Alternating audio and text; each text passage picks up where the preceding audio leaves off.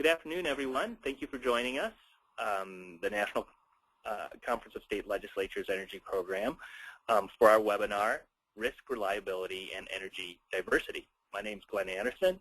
I'm the director of the NCSL Energy Program, and I'll be monitoring today's discussion. Our webinar today is quite timely and I think deals with some critical issues, focusing to some extent on how changes in energy generation, including the retirement of coal plants, potential retirement of nuclear generation, along with the rise of natural gas and renewable energy, may affect the reliability and resilience of the grid. We have some excellent speakers today, but before we begin, I just want to let you know we will have the presentations and then follow that with a question and answer. So if you do have questions at any time, feel free to type them in on the right-hand side in the question box, and we will have our speakers answer those. We may address a few of those questions after each presentation, but we'll probably wait till the end of the webinar, depending on how many we get. Wanted to also let you know that the webinar and presentation slides will be recorded and posted on the NCSL website, and we'll be sending out a notice with a link to these resources. So first, I want to introduce our first speaker, Commissioner Tony Clark of the Federal Energy Regulatory Commission, or FERC, and he is serving his first term on the Federal Energy Regulatory Commission and previously served as chairman of North Dakota Public Service Commission. In 2010, Commissioner Clark was elected to a one-year term as president of the National Association of Regulatory Utility Commissioners, leading association efforts on matters of importance to the regulatory community and America's utility consumers. He was also North Dakota's labor commissioner under then-Governor Ed Schaefer, and also served as a state legislator. Commissioner Clark is a graduate of North Dakota State University, and he holds an MPA from the University of North Dakota. So a big welcome to Commissioner Clark. Thanks, Glenn, and thanks for the invitation to be with you here today. As a former member of NCSL myself, I have a lot of appreciation for the work you all are doing both individually in your states and of course, NCSL as an organization. If we can go to the next slide, we'll get started. Some of you may be very familiar with the electric industry. Some of you may be new to it. But so what I'll do is I'll go over a few kind of key concepts and key jurisdictional things to keep in mind as we talk today here to help sort of sort some of these things out, because electricity is kind of it can be a thorny area from a jurisdictional standpoint, and it can be one that is pretty complicated pretty fast when we start talking about some of the jargon. Three really important concepts to keep in mind about electricity is that it's really three separate entities in a sense, and how we regulate it in some ways is tied to this. You have three components of delivering electricity to an end-use customer: generation, which is the production of electricity; transmission, which is those high-voltage lines that connect the generation to local areas that need it, and oftentimes the generation is distant; and then you have distribution, which is really the lower voltage lines that distribute the power that an end-use customer will actually use. And you can think about this as those lines that are within your towns and communities. Next slide. FERC and states, the federal government and states, share aspects of electricity jurisdiction. So what I'll do is go over just a few of the areas among many of the duties that FERC does and many of the duties that states do, at least as it pertains to our discussion today. The federal government, through FERC, oversees wholesale sales of electricity. In other words, those are sales that are not for end-use consumption, but between generally utility companies. It oversees the reliability of the bulk power system, which is the greater, larger transmission grid, not so much reliability within distribution networks or within towns, but the system itself. Transmission of unbundled electricity, in other words, transmission lines that have been unbundled jurisdictionally from distribution and generation. If someone uses those lines, costs have to be allocated, and so costs for interstate electric transmission are allocated at the federal level by FERC.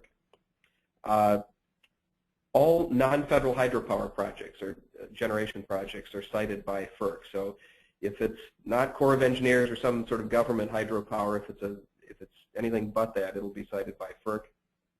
Capacity requirements for what are known as RTOs and ISOs. I'll talk a little bit more about what those are later, but it's regional transmission organizations.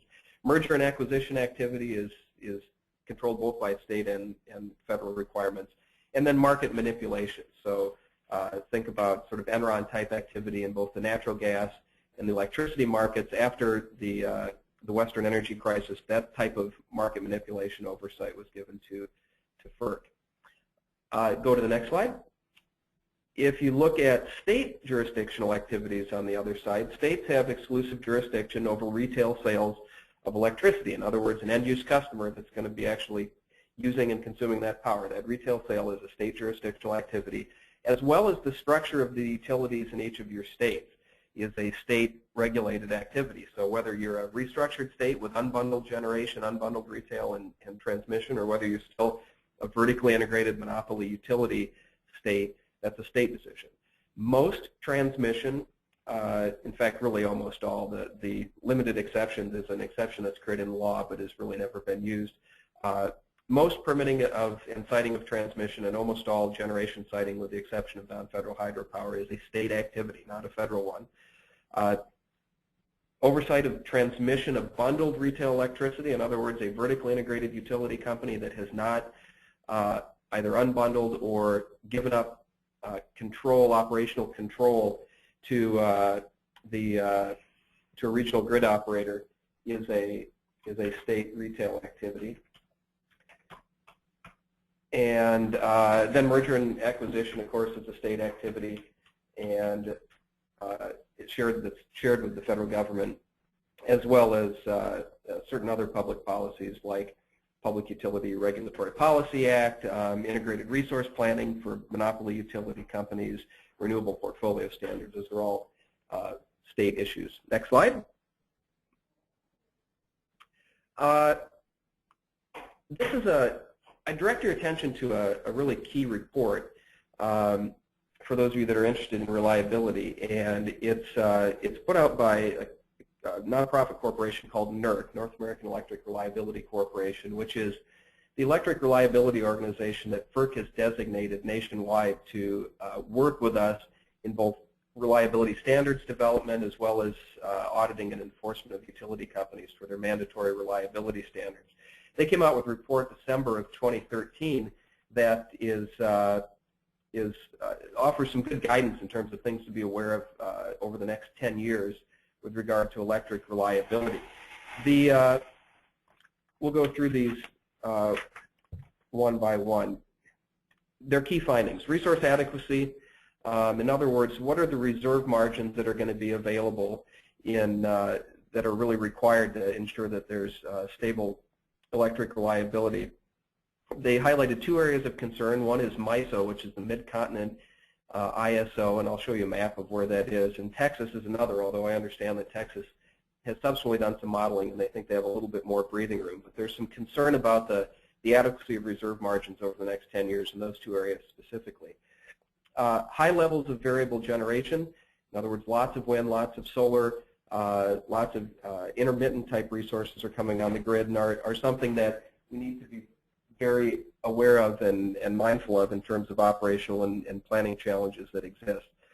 One of the things that I should have said before I started this slide is the one thing that's really important to keep in mind with reliability, which sets electricity apart almost from anything else you can think of, which is that in order to have reliable electricity, production and consumption have to be in balance almost exactly in real time at all times, which makes it a much different product and offers lots of challenges.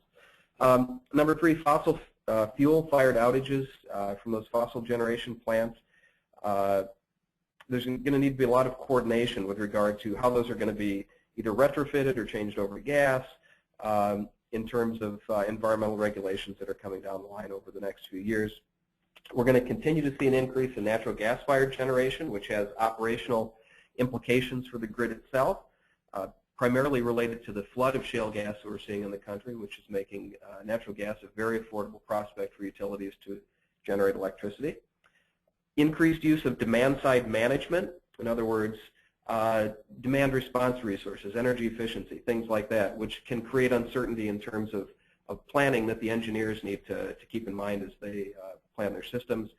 And then nuclear generation retirements have become a concern recently for a number of reasons that I won't get into in great detail right now, but we can explore perhaps a little bit later, which can create some flexibility and operational challenges as well. Next slide.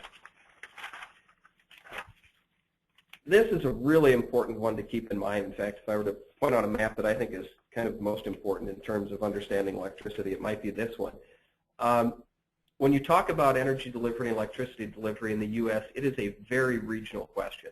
How energy is produced and how it's regulated in different parts of the country are very, very different. And so that has a lot of implications on what is going to happen in your specific region. Something that might be a huge issue is not an issue somewhere else, and vice versa. Basically, there's three regulatory models in the country. One is what we'll call a restructured model, predominant in the Northeast and in Texas, which is where you've unbundled generation, transmission, and retail, and you have generally retail choice. You have a regulated model, which is still kind of the old traditional vertically integrated utility that is not part of a regional transmission organization or anything like that, predominant in most of the West and the Southeast. Then you have what I call a hybrid model, which is you still have state regulation in terms of having vertically integrated monopoly utility companies, a great deal of state authority over what gets built in terms of generation because of that. But there are states that have also, the utilities have given up operational control of their transmission systems, and they operate in a day-ahead energy market, and they are parts of a regional transmission organization or independent system operator, RTO or ISO, and those are those states in green. Next slide.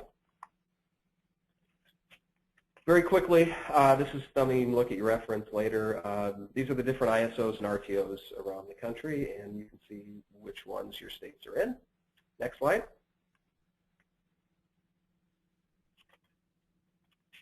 So what are the implications? Why do I say that map is so important? Well, for me, the reason that it is because if you're in a more regulated state, which would be probably either the regulated or hybrid model, as a state, usually via your state commission, you tend to have more direct tools that are available for ensuring fuel source diversity and security. So you can just tell your utility, basically, because they're a monopoly utility with captive ratepayers, if you feel like a pipeline needs to be contracted with, or if you feel like you'd like to have some sort of fuel source diversity in your portfolio mix, you can basically directly have that happen and then charge those costs to ratepayers through their rate base.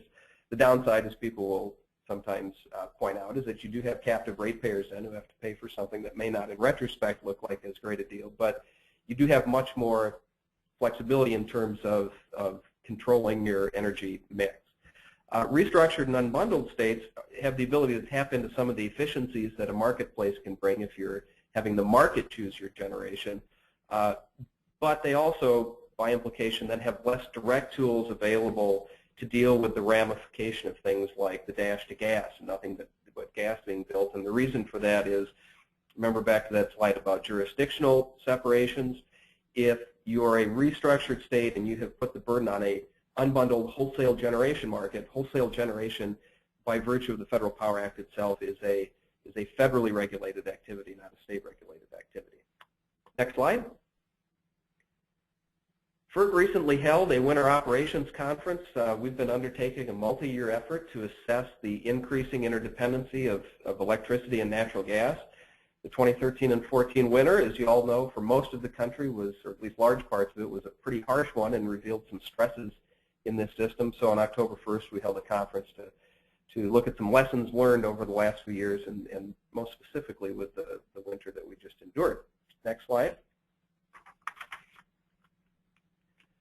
So some of the lessons learned, and the way I'm going to do this is to break it down by region, which I think probably makes the most sense, and at a very high level go over them, and maybe we can delve into individually some of the regions a little bit more specifically later, and I know my speakers who follow me will be talking specifically about certain regions. So we'll turn first to the West. In the West, the system generally performed fairly well this winter, but admittedly it had less stress on it than some of the eastern and Midwestern states that had a very harsh winter. There were concerns, though, mostly related to some technical market issues in how gas volatility was allowed to be priced into the market. Generally speaking, the states in the West have regulatory structures which directly have an ability to address some of these generation and diversity security issues because they are almost all fully regulated states. Next slide. In the West, one of the big issues that we see is the integration of variable energy resources, large amounts of wind. In the Northwest, you have large amounts of wind being integrated with hydropower resources, which sometimes doesn't work well operationally or at least causes some concerns. In the Southwest, lots of solar, lots of rooftop solar, trying to integrate at the distribution level, which has caused all sorts of implications for especially state regulators who've had to deal with some rate design issues that have come up and have been very controversial in certain states. And then you can't talk about the West without California. It's sort of proof of that old axiom about when California sneezes, the West catches a cold. It's just such a huge part of the load in the western part of the U.S. And it's a state that's been very active as an energy policy incubator with fairly aggressive renewable standards, California Air Resources Board regulations, and so on and so forth. States have great latitude to implement things like that to the degree that it could become a bulk system reliability issue or have impacts outside California on interstate markets.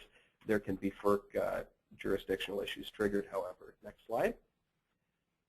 Moving to the Heartland region, which I'll group together as the Mid-Continent ISO, MISO, and the Southwest Power Pool, SPP.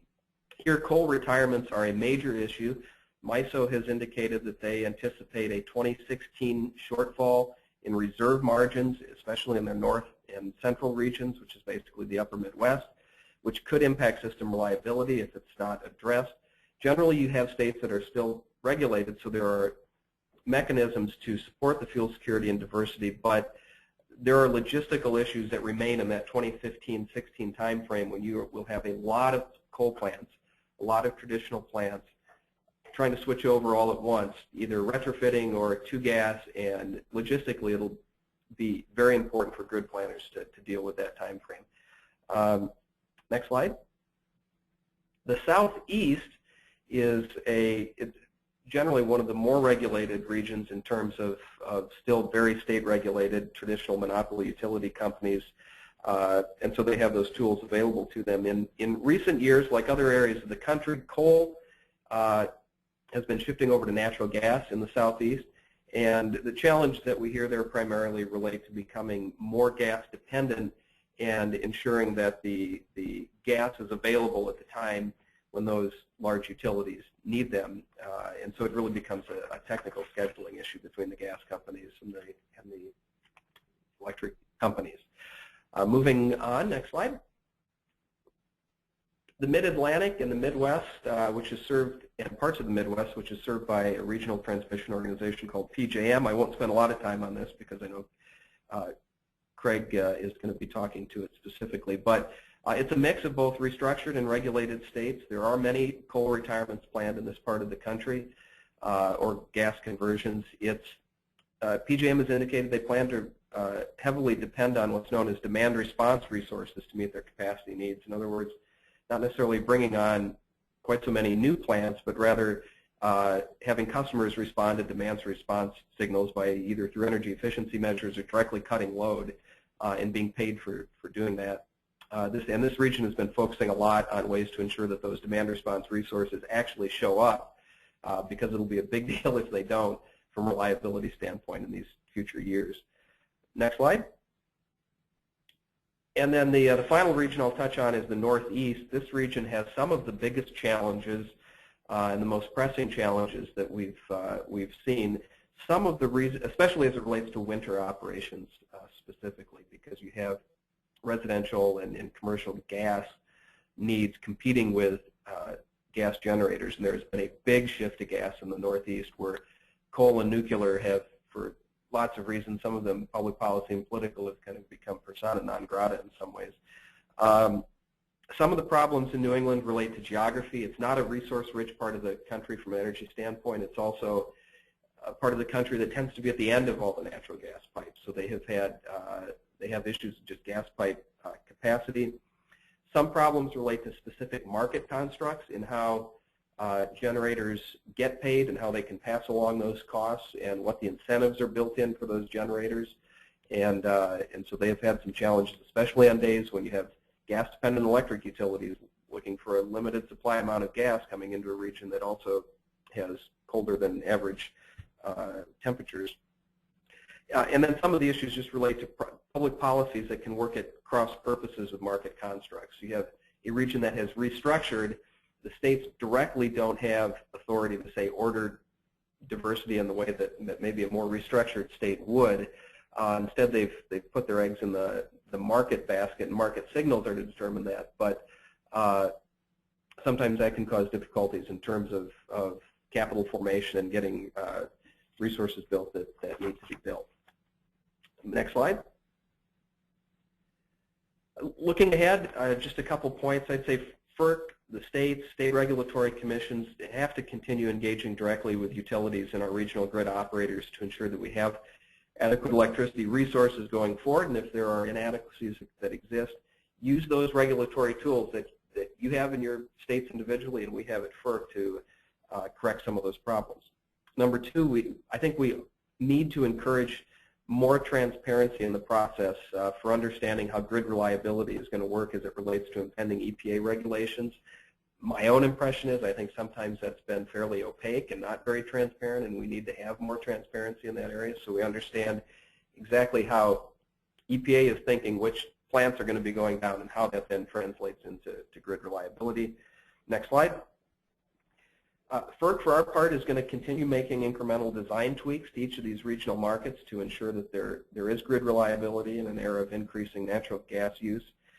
And longer term, for regions, especially like the Northeast, FERC may need to reassess if there is a need or an ability to begin pricing into these market regions that are fully restructured things like fuel source security or fuel source diversity, which are things that apparently are not very well now being valued into the market. And then next slide. Especially for these regions like parts of the Mid-Atlantic and the Northeast that have restructured, these issues are somewhat an existential question, I think, for the future of these competitive markets, because politically speaking, in each of your states, if widespread power outages become common, so you have grid reliability issues or you have electricity price spikes repeatedly, it's going to draw into question the entire unbundled restructured construct. And that's something that will be very jarring for some of these states that are going through it. So I think it's an issue that we all have to work together on to make sure that it gets addressed. Next slide, I'll just put up. That's my contact information. If you ever feel the need to get a hold of me or my staff or ask any questions, please feel free to do so at the numbers listed there. And thanks for the invitation to be with you here today. Thanks so much, Commissioner Clark. That was an excellent overview and quite informative, I must say. And I think all of our attendees would agree with that. Our next presenter is Craig Glazer, who serves as the Vice President for Federal Government Policy for PJM Interconnection. In this capacity, Mr. Glazer coordinates all of PJM's regulatory and legislative policies before Congress, the Federal Energy Regulatory Commissions, the United States Department of Energy, and other federal agencies. Prior to coming to PJM, Mr. Glazer served as Commissioner and Chairman of the Public Utilities Commission in Ohio. As one of the longest-serving chairs of the Ohio Commission, Mr. Glazer oversaw Ohio's move toward deregulation of its telephone, natural gas, transportation, and electric industries.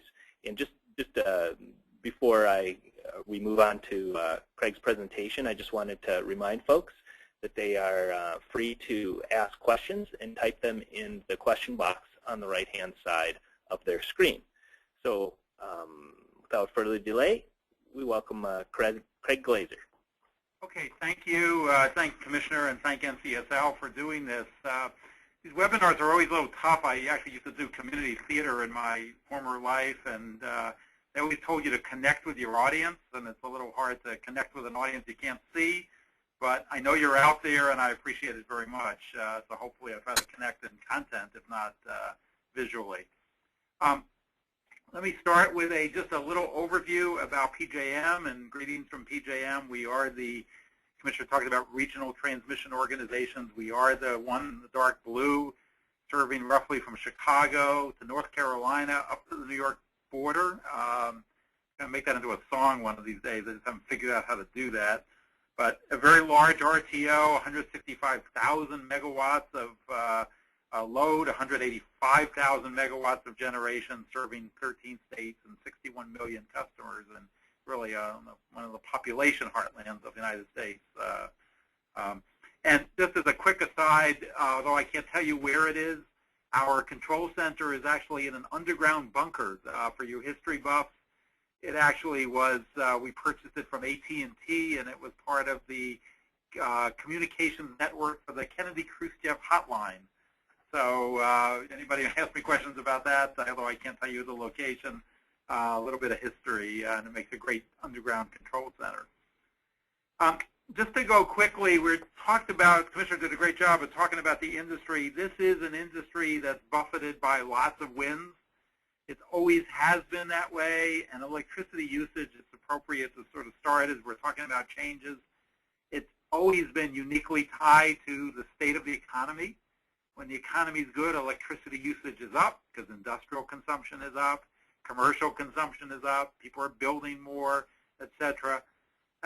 That's one of the factors. The weather is another factor. People like their air conditioning in the summer, they like their heat in the winter. Very, very dependent on weather conditions. Price, you don't necessarily think about that because you get your bill after the fact, but electricity usage is very sensitive to price, which varies, and obviously near and dear to NCSL's heart is public policy directives. I've been doing this for many, many more years than I care to say at this point, and we are seeing a change out in the generation fleet that normally, when I started in this business, took a decade, maybe 15 years. We are changing out the fleet in basically 3 to 5 years. So it's something of a shock to the system, and I'll talk about how we're managing it. But we are seeing plant retirements coming at us and for lots of different reasons. One of them, quite frankly, is the recession, which hit this industry hard. We in PJM are essentially predicting flat load growth, basically very little growth in demand for electricity. Not a good sign for the economy, and this recession has really hit the industry hard. We're seeing coal plant retirements as a result of EPA regulations, as well as low natural gas prices that put the squeeze on these coal plants. Nuclear plant viability has recently come to the fore. We've got an aging fleet of nuclear plants. They're going to require certain upgrades. And we've got a lot of low gas prices squeezing out the nuclear plants, as well as wind generation, interestingly enough. At 3 in the morning, we find wind generators and nuclear plants sort of fighting with each other and prices going negative.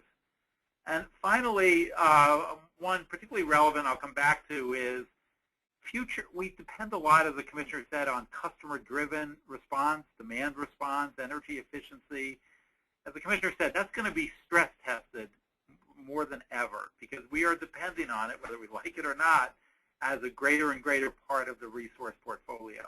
So customers are going to be asked to do more and not just be passive users of electricity. They get paid for doing that, but they're going to be stress tested a lot more than they have in the past.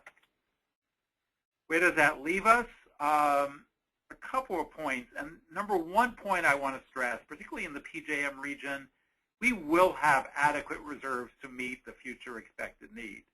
That is our job. We are not going to let the lights go out, and we've got a variety of mechanisms in the short term to keep the lights on, to procure enough resources, to do enough.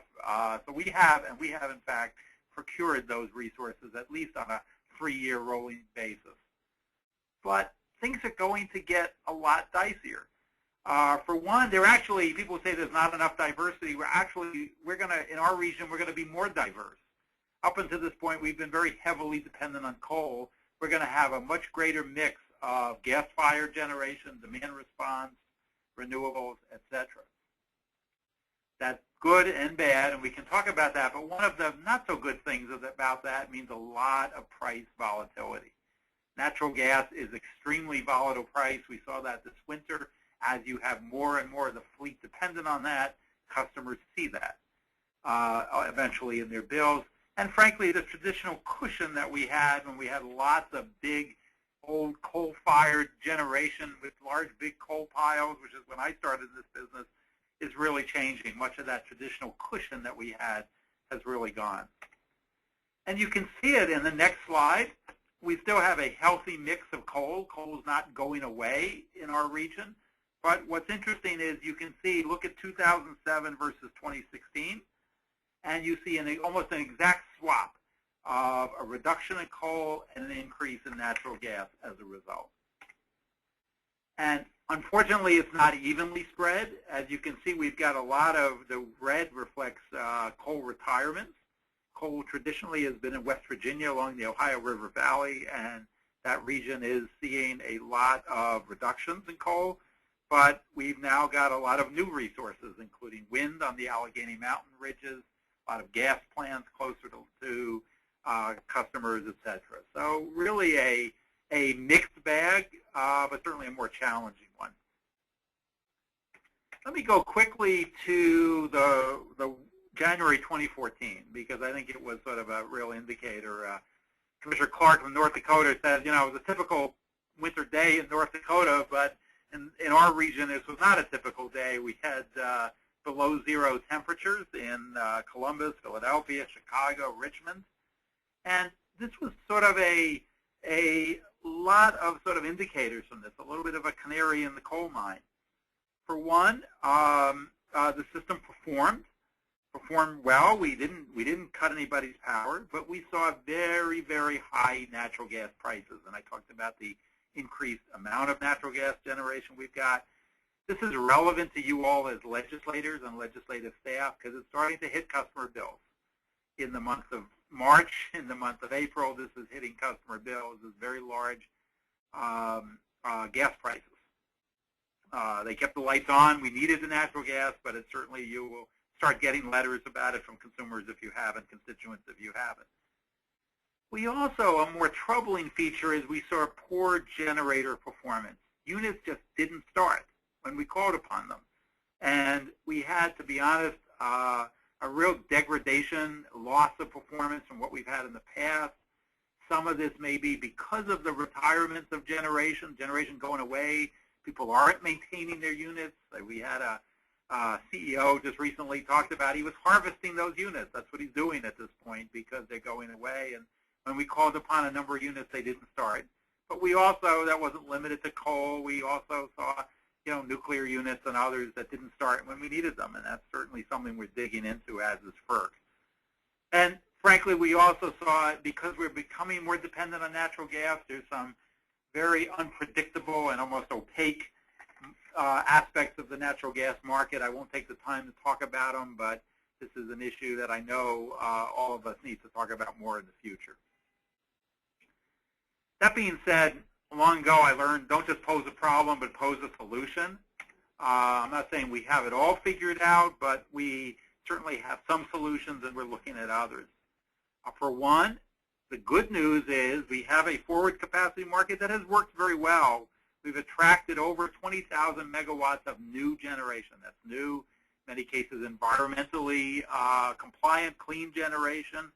It is a lot of natural gas. But we also have a lot of renewables, particularly in the form of wind. We've attracted over 15,000 megawatts of demand response and energy efficiency. When I started in this business, demand response and energy efficiency was a feel-good thing. But now it has, frankly, become a business. Good and bad of that, which we'll talk about, but we have become a healthy market for these new technologies. But we are examining a lot of market rule changes to ensure that we've got year-round availability of resources. We're looking at whether are we too reliant on imports, and how do we address that situation, and an issue that the FERC has given us to look at whether additional incentives are needed for fuel diversity and fuel deliverability. So that's a little bit of what we're going on at PJM, but this is a really complicated industry, and the part, as policymakers, you'll appreciate this, the part that I find the most complicated is the who decides question. What do I mean by the who decides question? There's a lot of people in this, okay? State energy policies, governors, legislators, state commissions, FERC, environmental agencies, power authorities.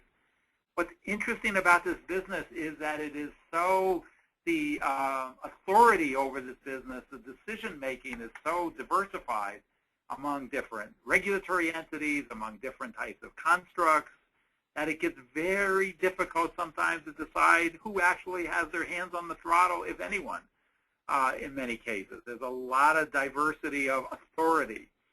That's good in some cases, but that really is troublesome as you try to move forward in a focused direction. So let me close by saying, what can states do? Because again, I don't want to just pose problems and not solutions. A few that came to mind, there'll be more we can certainly talk about. A lot of state legislators have passed renewable portfolio standards. I don't know, it's been some years that I've been away from it, but how much of that has really involved a real reliability analysis of what's achievable. And I sometimes worry that we do sort of planning by bumper sticker. I mean, I've seen renewable portfolio standards that literally were written like a bumper sticker, 20% by 2020, without enough thought and consultation of can you get there, what's the price of getting there, and what's the reliability situation of getting there. So as you examine these, as legislators, really get your utility, get your regional transmission organization, get the FERC involved to really look at, is this achievable? Second thing states can do, I talked a lot about demand response. What that means is an army of salespeople that are out there signing customers up to curtail their load when called upon in emergency conditions by the RTO. Okay, it's a new niche business. It's a great business. God bless them, they really have helped us. But specifically relative to states is the truth in advertising issue. I don't know. I don't have a force to go out there and see what people are saying when they're signing these customers up. Are they telling them, don't worry, you'll never have to curtail your electric usage? I just mentioned how we're going to see more calls on demand response in the future. But I worry sometimes when the industrial customers, instead of when we called upon them to curtail usage, their next call is to you as state legislators saying, we ain't doing it. We're going to put out jobs, we're going to hurt the economy, and we're not doing it. But again, they signed up voluntarily to do it, we paid them, and we're depending on it. So making sure that truth in advertising is out there is frankly uniquely a state role, but one that's important. Supporting a strong delivery system, none of this works without a strong set of wires to move power around, and that is uniquely, or not uniquely, but very much a state function, a state legislative and regulatory function. And finally, hey, it's really important that you work with your neighboring states on these issues. I just came from a session on greenhouse gas regulation. Electrons don't respect state boundaries. They really don't care. They move around, and it is very hard to try. Every state at this point is importing and exporting. Power is moving very, very quickly. You don't control it solely within your state. To really get with your neighbors more than ever, given everything that's coming. So let me close there. We certainly welcome visitors. I'm here in D.C., and we're happy to answer any questions you have as well. Thank you very much. Thanks, Craig, for that excellent presentation. I think that really provided a good overview of what some of the regions are facing, and some of these good introduction to some of these critical issues. I want to add that at any time, again, please enter your questions on the right-hand side in the question box, and we'll be happy to have our presenters answer those questions after this next presentation. So our next presenter is Jeff Turcotte. He is the Federal External Affairs Representative for ISO New England. and brings an extensive knowledge of Capitol Hill and the legislative process to ISO New England, where he's responsible for designing and coordinating the ISO's interactions with Congress and various federal agencies. Prior to joining ISO New England in 2010, Mr. Turcotte served as the Director of Federal Affairs in Washington, D.C. Office of the New England Council, New England's largest nonprofit business alliance. In that role, he oversaw the organization's federal affairs activities, including the Council's Energy and Environment Committee, which is comprised of many of the major energy interests in New England. So let's welcome Jeff Turcotte. Thank you, Glenn. I appreciate the invitation to be with you all today, and thank you everybody out there for joining us. If we can go to the first slide. Just a little bit of background on New England. For those that may not be familiar with our system, we are roughly a 33 to 34,000 megawatt system by capacity, about 6.5 million households, about 14 million residents. We are a summer peaking system, so as you can see, our all-time peak was a little over 28,000 megawatts back in 2006. An interesting note about this last winter, we actually did not set an all-time peak for electricity demand from December through February. We actually passed the decade mark from when we set that all-time winter peak back in 2004. And we even didn't set our winter peak for this previous winter, for December, January, February, either during the polar vortex or the cold snaps in February. We actually set it back the third week in December, when a lot of good New England folks were snowed in and awaiting Christmas. So just a quick snapshot. We go to the next slide.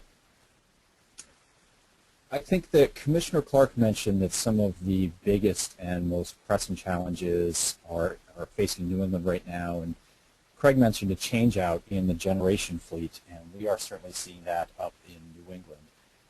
Back in 2010, ISO New England began what we refer to as the Strategic Planning Initiative.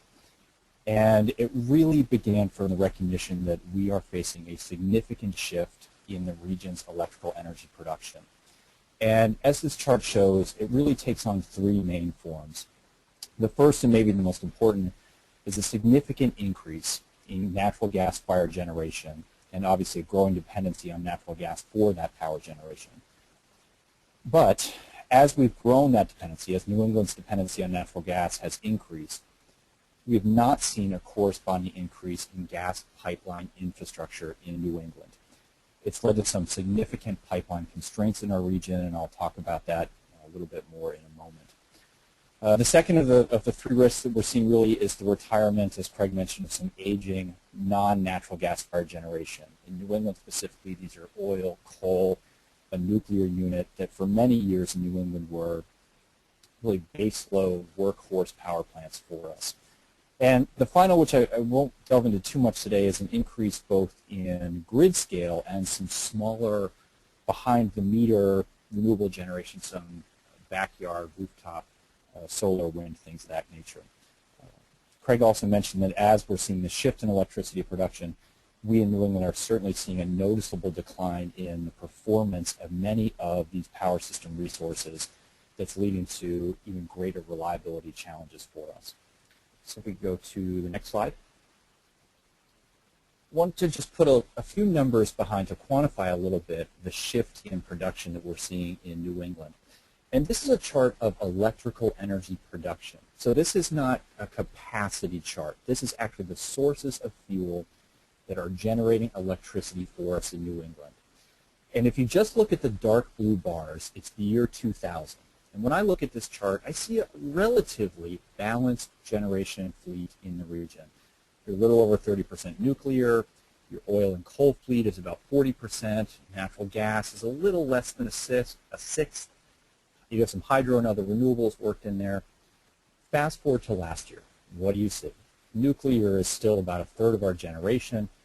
But when you look at that oil and coal piece, it's gone from about 40% combined to less than 7% combined. And that oil piece there is actually less than 0.5%.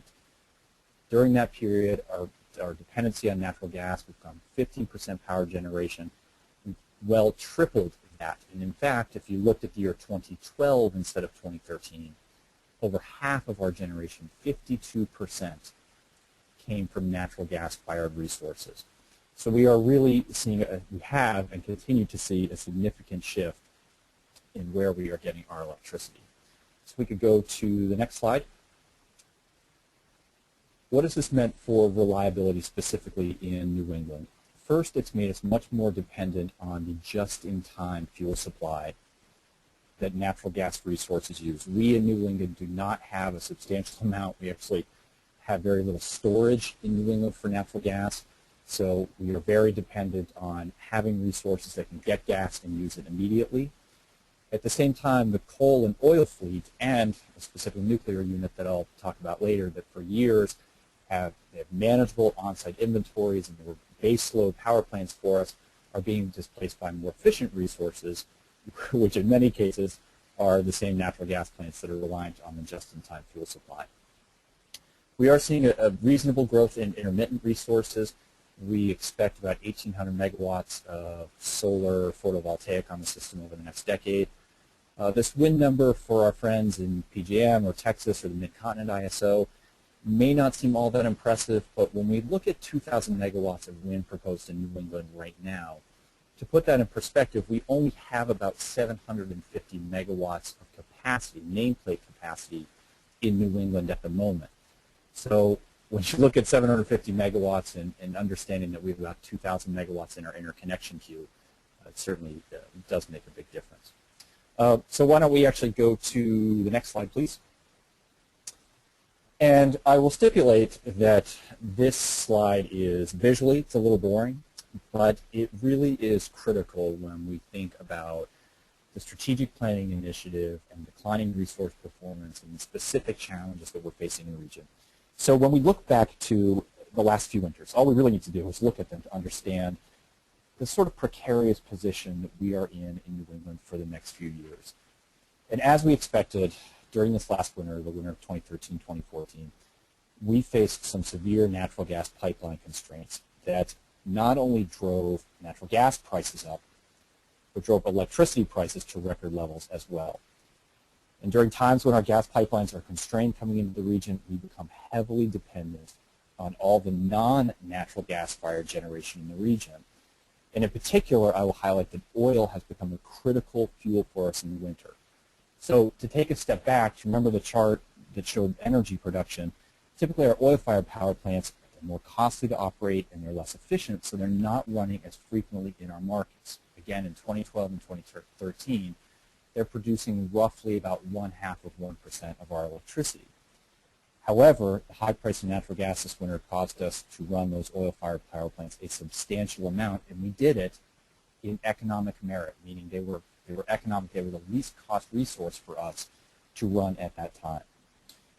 Prior to this last winter, we tried to address some short-term reliability concerns by proposing, and we received FERC approval, for a $75 million winter reliability program to ensure that the oil generators in New England had adequate fuel supplies beginning in December of 2013. And as we anticipated, during those times of high demand for natural gas and the pipeline constraints, our prices for natural gas increased significantly. And again, as I mentioned, we ran a lot of those oil units in merit. They became critical. The resources that we procured for the winter reliability program proved critical to helping us operate reliably through this past winter. What else did we see this winter? We learned that we are actually even more pipeline constrained than we previously understood. The pipes coming from the south and the west carrying Marcellus shale directly to the region, we understood the constraints on those pipes, and then we realized that actually almost all the pipes coming into New England are constrained at this point. So if we can go to the next slide, please. What does this mean to prices? Prices essentially become are symptomatic of what we're seeing on the pipeline and some of those constraints. So if this is simply the value of our wholesale electricity markets, but I'd like more to closely focus on the dark blue part of this at the bottom, which is just our energy market. So if we look at the low water mark for New England, which obviously is the year 2012 here, we're looking at an energy market with a value of about $5.2 billion. The average price of natural gas in 2012 in New England was $3.95. This is really the last year that we are dependent on natural gas, but not really seeing those pipeline constraints. would start to rear their head in 2013. As you can see, the value of the energy market in New England went from $5.2 billion to $8 billion in just a year. Now, to continue with this trend, if you think about just the months of December 2013 and January and February of 2014, the value of our energy markets just in those 3 months alone were $5.05 billion. So within shouting distance of what we saw for the entire calendar year of 2012. So if we can go to the next slide, please. So looking at some of the at-risk generation that we have in the New England region, we have, as I mentioned, made it through these past 2 winters by really relying heavily on non-natural gas-fired power plants. But that's a landscape that is changing rapidly. Craig talked a little bit about PJM. We are seeing something similar in New England as well. By the upcoming winter, that we think will begin December 1st of 2014, we will have seen the retirement of a nuclear plant in Vermont. That's the Vermont Yankee Station, the 4th bullet down, as well as coal and oil-fired plants in the greater Boston area, totaling about 1,200 megawatts worth of generation, which will mean fewer non-natural gas resources available for our operators. By 2017, the Brayton Point Station, which is the 3rd bullet down, will be retired. That's another resource in the, I suppose you can call it the greater Boston, Rhode Island area for us in New England. So our dependence on natural gas is only going to increase because when we look at our interconnection queue, and if we could go to the next slide, what we're looking at here is sort of a visual representation of our interconnection queue. It's essentially a list of projects, a list of generation projects that have shown interest in being built and interconnecting into the system. In our role as the reliability entity for New England, we study these projects to be sure that their interconnection into the grid will not have any adverse reliability impacts. So if we take a snapshot of what our interconnection queue looks like, we see that over half, 55% of the megawatts in that queue are for natural gas-fired resources. The bulk of the rest of it are wind resources. I mentioned we're about 750 megawatts capacity of wind right now, looking to grow not only the natural gas, but the wind portion as well. So we could go to the next slide, please. This is just like this, it sort of shows, I think it was Commissioner Clark that mentioned that New England is not necessarily a resource-rich region. We like this map only because it shows that there's a lot of natural gas out there in Craig's backyard, through the Mid-Atlantic and down into the south. We don't share a lot of that in New England. We are very reliant on transportation of one form or another, and certainly when we talk about natural gas, that's a question of pipeline. We could go to the next chart, please. So we do have a number of solutions that we are proposing in the region, both in the short and the long term, and I'm happy to dive into some of those. The one that I wanted to highlight, only because in my understanding it's a unique and I think creative solution. Some of you may be familiar that in January, the New England governors, through an organization called the New England States Committee on Electricity, requested assistance from ISO New England to ensure, to guarantee that the region benefits from not only additional pipeline infrastructure, but additional electric transmission to enable increased levels of renewable and non-carbon emitting energy on the power system. Why is that important for New England that we build that transmission? Because most of our best wind resources are either offshore or they're in the northern tier across northern Vermont, northern New Hampshire, northern Maine. And our major load centers, where we see our highest demand, of course, are Boston through Worcester, Providence, Hartford, and then down into southwest Connecticut. So in order to start to integrate higher levels of renewables, we're going to need to build the wires to bring that power to market. For those that haven't seen it, I would recommend looking at the government proposal. As I mentioned, I think it's a creative solution to address some of these challenges that we see in the New England region.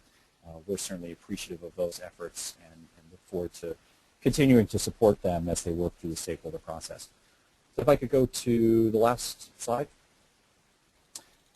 As I mentioned, we in New England are in a bit of a precarious position with this growing reliability problem due to gas pipeline constraints, our growing demand for natural gas, growing resource performance issues, retirements of the non-gas-fired generation, and an ever-growing need to balance an increasing amount of intermittent renewable energy on our system. So with that, I'm happy to take any questions and turn it back over to Glenn. And again, thank you all for the invitation to be with you today. Thank you very much, Jeff. An excellent presentation. I want to thank all of our speakers for their great contributions today. We do have a number of questions that I'll be asking. The first one I think is really directed towards Craig. It says the PJM slides on generation so that nuclear generation does not change by 2016, but what if Exelon is forced to close multiple plants before then? And they note that they've heard as many as 5 plants in PJM may potentially close.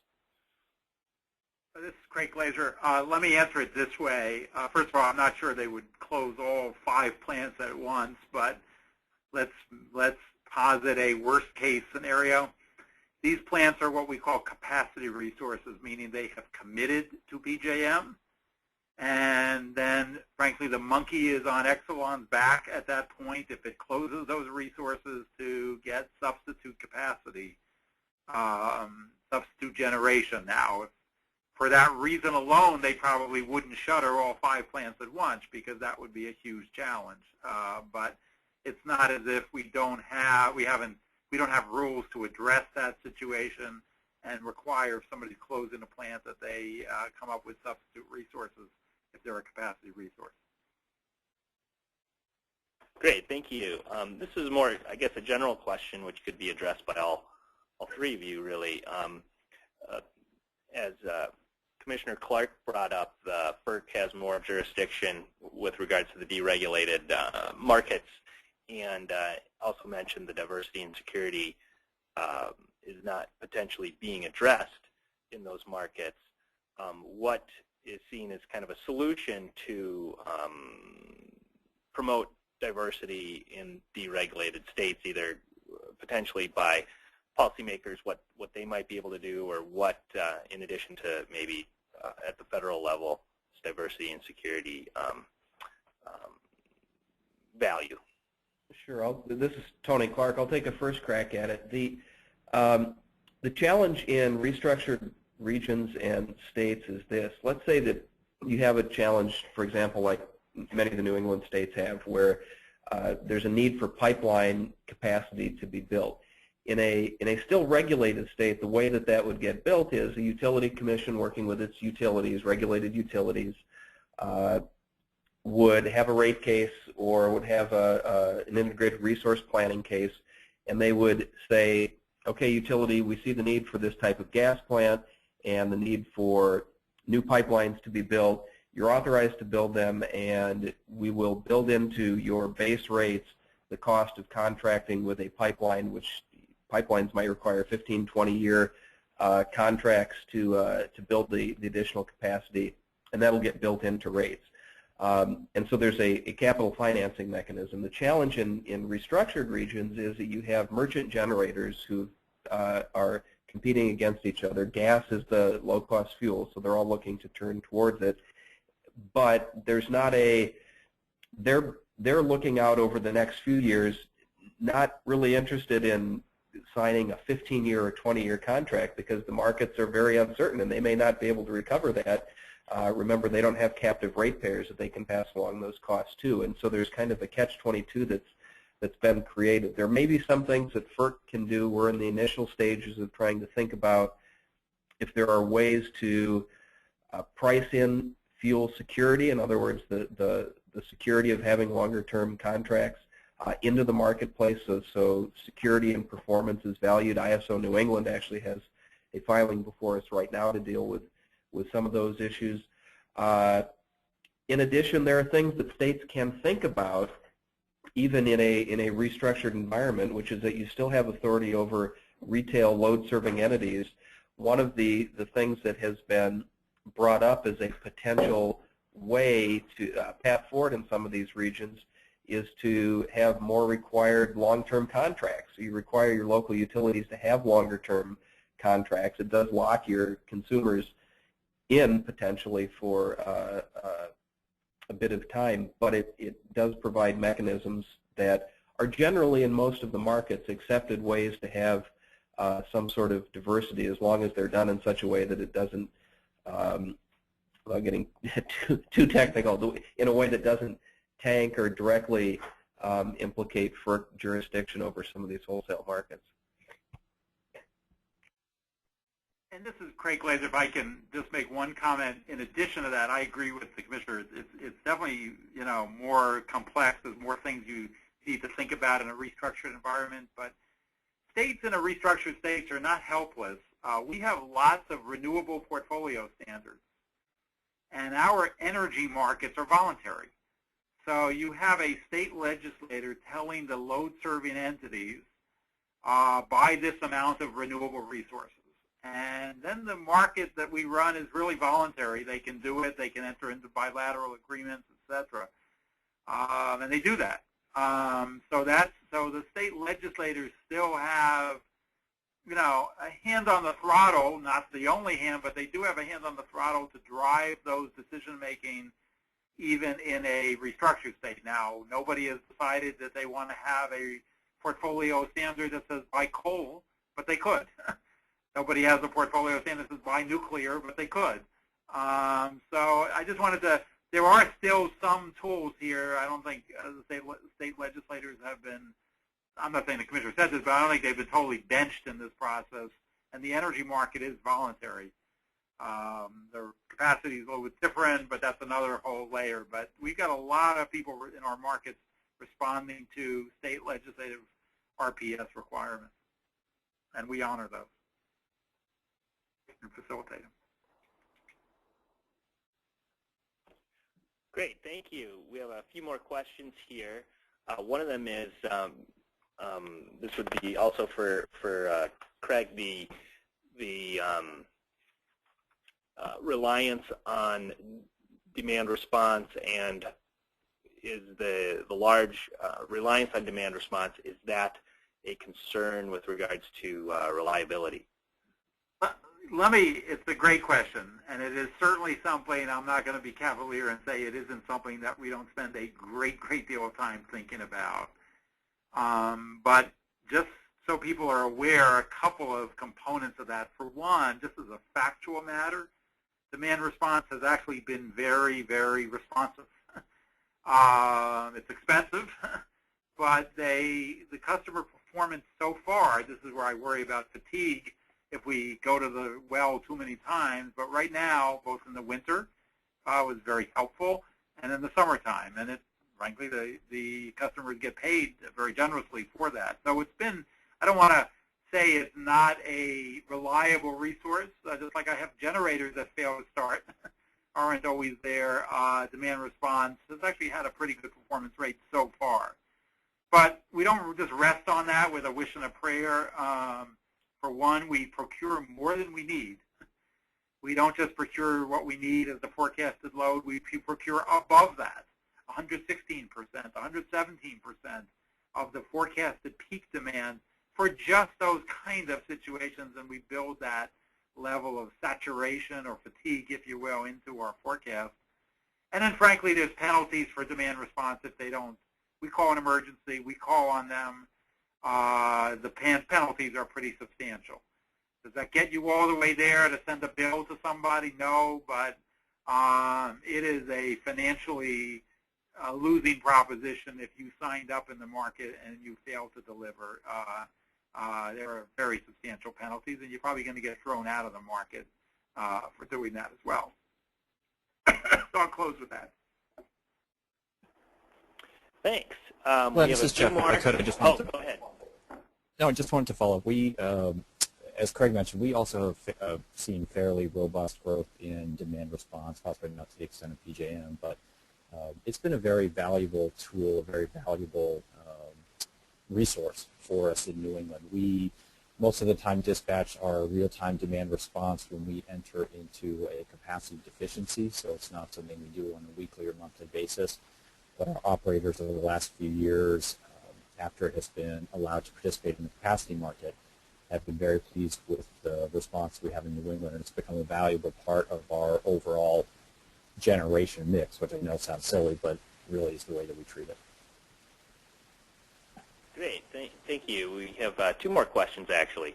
One of them being it's talking about hydraulic fracturing and the methane or natural gas that is often burned off or vented, and what is happening within either the PJM or ISO New England with regards to capturing and reusing that natural gas. I'm actually going to defer to Commissioner Clark. Being from North Dakota, he's really lived that issue about flaring of gas probably the most from the production side. So, Commissioner, if you want to address that and some of the challenges. Sure, I can, and this is really probably a discussion that's separate from the regional transmission organization and the different regional markets, because they directly wouldn't have a lot to do with it. It's as much as anything really a regulation of exploration and production of natural gas issue. FERC does get implicated somewhat in that FERC is responsible for the economic regulation and as well as the environmental permitting and siting of interstate natural gas pipelines. So if part of the solution to that problem is getting more gathering facilities built, some of it is getting more interstate natural gas pipelines built so that the product can be delivered to market and not flared off. The specific to the Bakken, which has probably been used as much as anything as an example of the concern for flaring of natural gas, the reason that happens is almost all of the economic value of the product that is being sought after is actually captured. The issue in some of these basins is it is a liquids first place, so the value is all in the oil that's brought up, and the gas is just kind of associated gas that comes along with it, which is much different than regions like the Marcellus where they're actually going for the gas itself. So the gas comes along with it. You have fields that are very immature, in other words, they're brand new. You have a lot of wells being drilled, and so the need is really to get the infrastructure caught up. So you have gas gathering lines and processing plants and interstate pipelines to take that away and be able to provide the product to market. Fortunately, that's happening. It's something that I think everyone would like to see happen faster, but without belaboring the point too much, in these states that have had these issues, for example, in North Dakota, there's now a fairly aggressive timeline that the state commission that oversees the exploration and production of gas has to be able to bring down rather rapidly the amount of gas that's flared. And the reason that it's flared, I should make one quick distinction. There was talk about methane venting.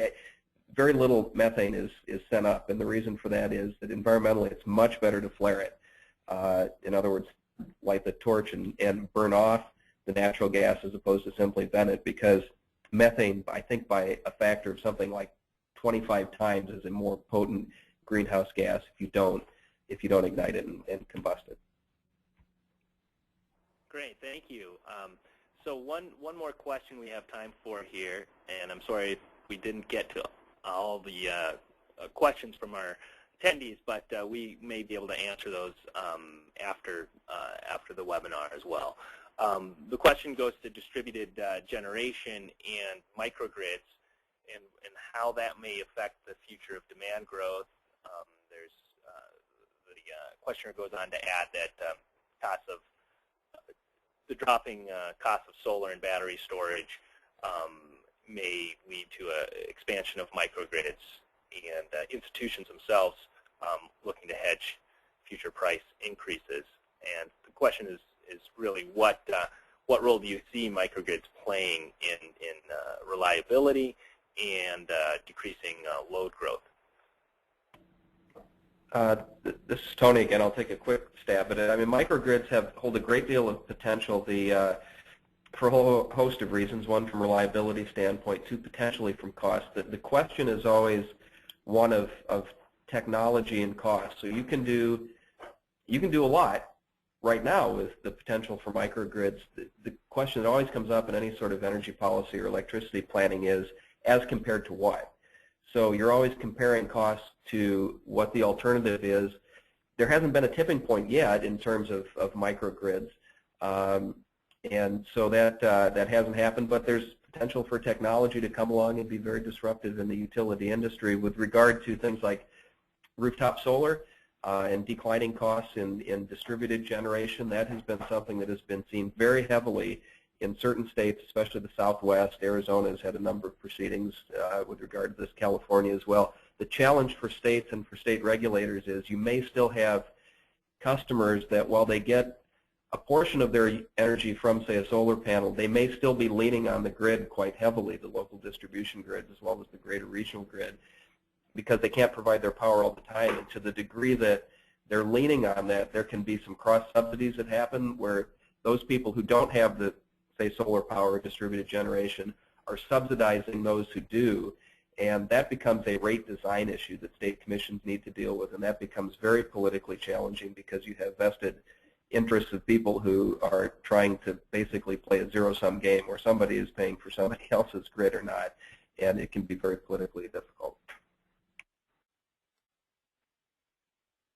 And this is Jeff. Without trying to repeat what Commissioner Clark said, in New England we are sort of in the beginning stages of looking at distributed generation and trying to forecast it, trying to understand. It's a lot of the DG in New England, as you may imagine, we don't have a lot of commercial scale large solar farms. I know it's probably shocking for many of you, but what we do have is a number of states, including Massachusetts, that are pushing this smaller, again, this backyard and rooftop solar that we, the broader bulk electric system, may not have a lot of insight into. So what we're trying to do is sit down with state commissions, with utilities especially, to get a handle on what's out there, what do they expect will be coming. I think in one of my slides I mentioned we're looking at a fairly substantial forecast for PV in Massachusetts and in southern New England. Well, for us, 1,000 megawatts of solar in New England is a lot. On a day like today, when we may only have a load of 14 or 15,000 megawatts, if a substantial amount of that or meaningful amount of that is solar and a storm rolls through in the afternoon, we need to have the resources ready to pick up that load. So we've done a fairly substantial amount of forecasting on the energy efficiency side, but looking at DG and some of these rooftop and backyard solar programs, at least in New England, we need to know what's out there, we need to know how quickly it's being installed so that we can better understand the challenge ahead of us.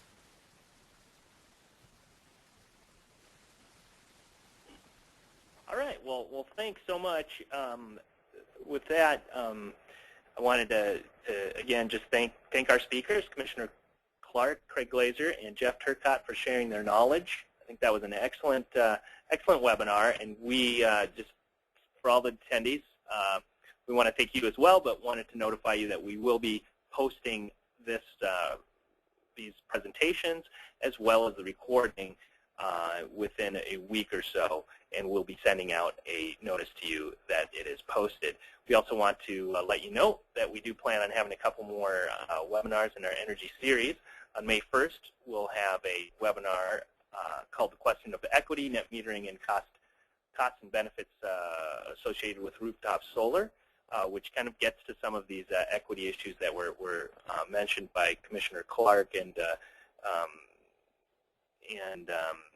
we'll dive a little deeper into those regulatory and somewhat political discussions as well. On May 29th, we'll also have a discussion with LBNL and NREL called The Rise of Renewables, Integration Challenges and Opportunities, which will discuss some of the research they've done on renewable energy integration related to costs and some of the benefits as well. So we'll also be sending out that information to you. And thanks again for joining us, and we look forward to having you participate in our next webinar.